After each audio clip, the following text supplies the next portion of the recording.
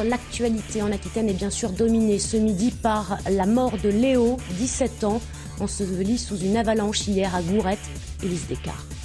Comment fabrique-t-on un reportage pour un JT? C'est à cette question que nous allons répondre dans quelques instants dans notre reportage. Pour l'occasion, Franck, qui nous donnera la réponse, est allé à la rencontre des journalistes de France 3 Pau. Bonsoir et bienvenue dans Mediamix, voici le reste du sommaire. Dans ce magazine également, Médiamétrie a dévoilé les audiences mensuelles de la télévision pour décembre 2012.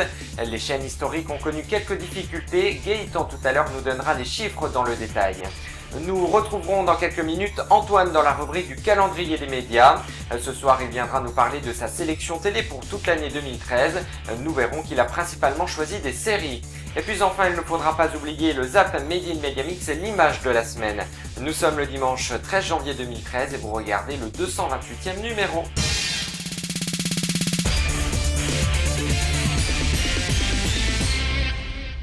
Il y a quelques jours, Franck est allé en immersion chez France 3 Pau. Le temps d'une journée, il s'est glissé dans la peau d'un journaliste de la chaîne locale. Il a notamment participé à l'élaboration d'un reportage du journal télé régional d'Aquitaine. Alors comment fabrique-t-on un sujet pour un JT? Il nous donne sa réponse.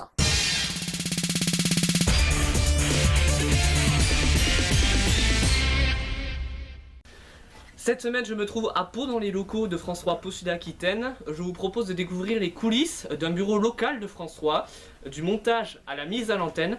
Voici une journée type des journalistes. Élise Descartes. C'est ici, au col d'Anglas. Voici un reportage type de la rédaction de France 3 Pau Sud Aquitaine. Mais avant d'arriver à ce résultat, c'est un très long travail qui va avoir lieu toute la matinée.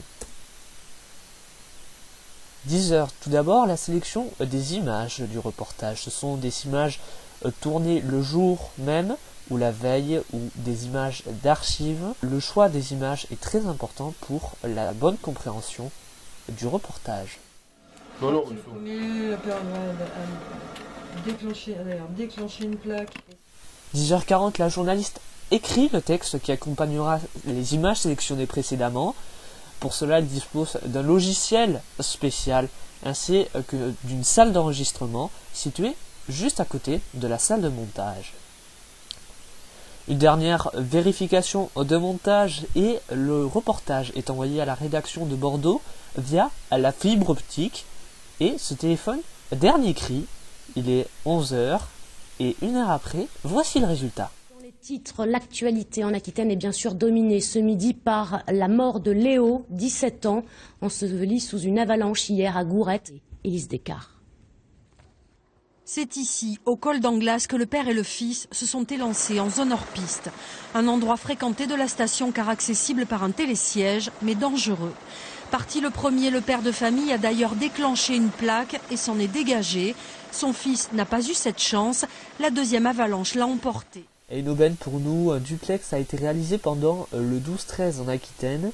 En effet, la rédaction de Pau est équipée avec un petit studio. Regardez d'un côté le retour antenne et de l'autre notre caméra qui a filmé.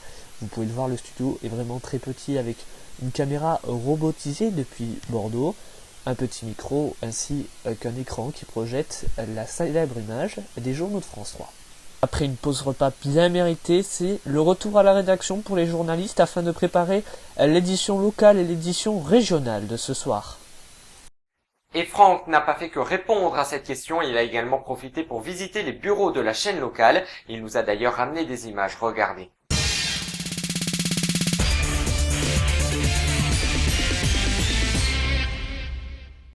Et maintenant, je laisse la parole à Élise Descartes, la journaliste de France 3 Pau Sud Aquitaine, qui va vous faire la visite de la rédaction de Pau.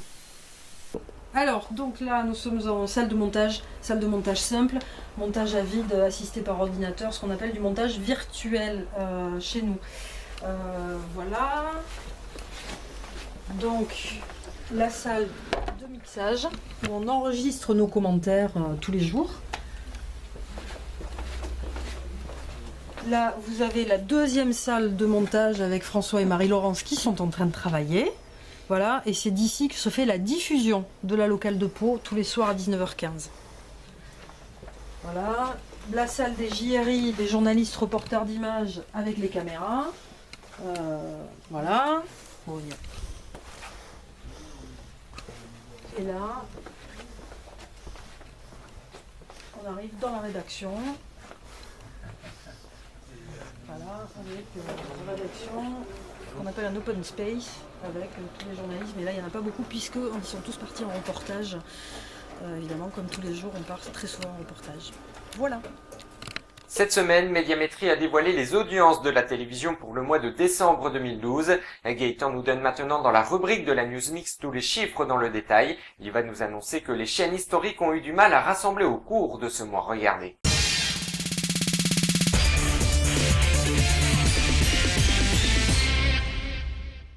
L'audience de la télévision du mois de décembre 2012 nous a été communiquée. Il est donc grand temps de faire un bilan complet. Alors qui est en tête?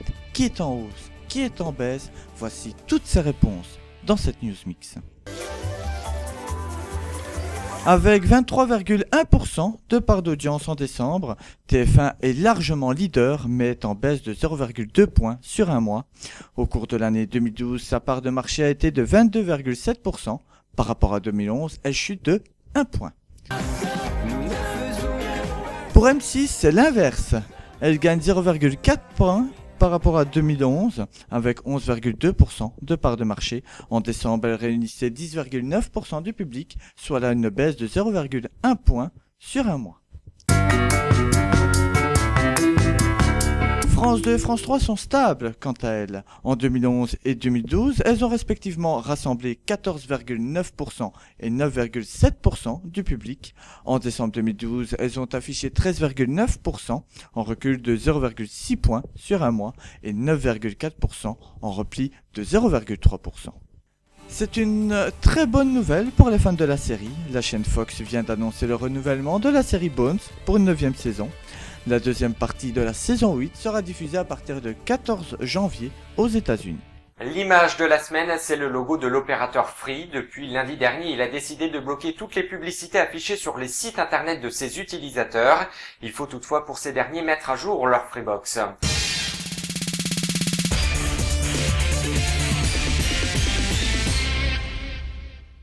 Je retrouve avec grand plaisir pour la première fois en 2013 Antoine dans le calendrier des médias. Bonsoir Antoine. Bonsoir Romain, bonsoir à tous. Avant toute chose, pour ma première de l'année, je te présente et je présente à tous nos internautes mes meilleurs vœux pour cette nouvelle année 2013 qui, j'en suis sûr, sera excellente et surtout remplie de plein de bonnes choses.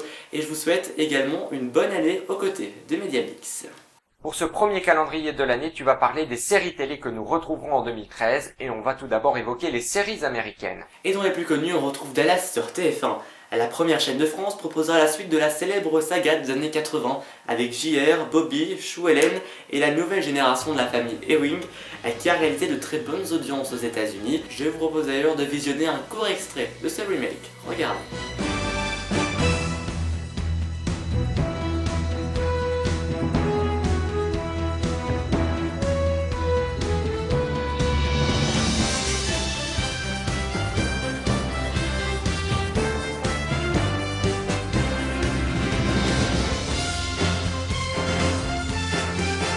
Les séries maintenant Made in France, c'est la mode en ce moment. C'est à la mode effectivement. Dans un premier temps, TF1 diffusera les séries Joe, celle-ci en anglais avec Jean Reno, et Crossing Line avec Donald Sutherland et Marc Lavoine. Du côté des télévisions publiques et plus particulièrement de France 2, nous aurons le droit à Tiger Lily avec la célèbre Lio. Il s'agit d'une histoire de 4 filles ayant formé un groupe de rock dans les années 80 et qui remettent leur vie en question. Et enfin, sur Arte, l'un des événements de l'année sera Odysseus, une grande coproduction européenne réalisée par Stéphane Giusti. Merci Antoine pour ces précisions et rendez-vous dans 15 jours pour un nouveau calendrier. La rédaction a regardé la nouvelle émission de TF1, Coup de foudre au prochain village, présentée par Julie Taton, c'était lundi dernier. Le principe est simple, 20 citadines célibataires laissées par leur vie à la ville décident de partir à la campagne pour y trouver l'amour. Regardez.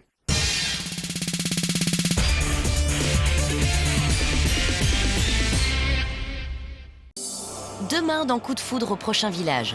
Pendant 24 heures, les citadines vont découvrir la maison de leurs prétendants. Ben là, on va à la maison, hein. J'ai commencé en fait à réaliser un petit peu ce qui allait nous attendre, allait être quand même un petit peu différent de ce que j'avais imaginé. L'occasion pour les jeunes femmes de profiter de cette journée en compagnie des célibataires du village. Moi, j'avais vraiment misé sur cette journée pour prendre ma décision, pour me dire, bon, bah, je vois dans quel état d'esprit il est. Pour Barbara, les difficultés ne cessent de se multiplier. Yves? Oui. C'est ça la maison? Yves? Oui. Les douches! Les douches. Les douches! Surprenant, hein? Pourtant, Barbara se sent bien avec Yves. Ah, ça te plaît ici? Ça fait un petit arbre de paix. Serait-elle tombée amoureuse? J'ai toujours rêvé de ça. J'ai toujours rêvé de connaître quelqu'un comme ça. J'ai toujours rêvé de vivre ça, de voir. En même temps, j'avais jamais eu l'opportunité de connaître quelqu'un comme ça. Diana, de son côté, pense avoir percé à jour le secret de Laurent. C'était ton grand-père? Pas les beaux gosses, hein? Non, c'est ça, c'est le prince de Monaco en fait. D'accord. Et alors que tout allait pour le mieux entre les deux célibataires, les choses ne vont pas se passer comme prévu. Là, ce soir, je préférais rentrer chez moi, en fait. J'ai envie d'être seule pour réfléchir. Débarrassée de ses deux rivales, Sophia pense enfin avoir le champ libre avec son prétendant et baisse la garde. Et contre toute attente, elle voit Sophie se rapprocher de Christophe. En tout cas, moi, je voulais vraiment te remercier parce que tout ce qu'on a fait, c'était génial. C'est la fin de ce Media Mix. Merci à vous de l'avoir suivi. J'aurai le plaisir de vous retrouver le week-end prochain. Bonne semaine à toutes et à tous et merci de votre fidélité.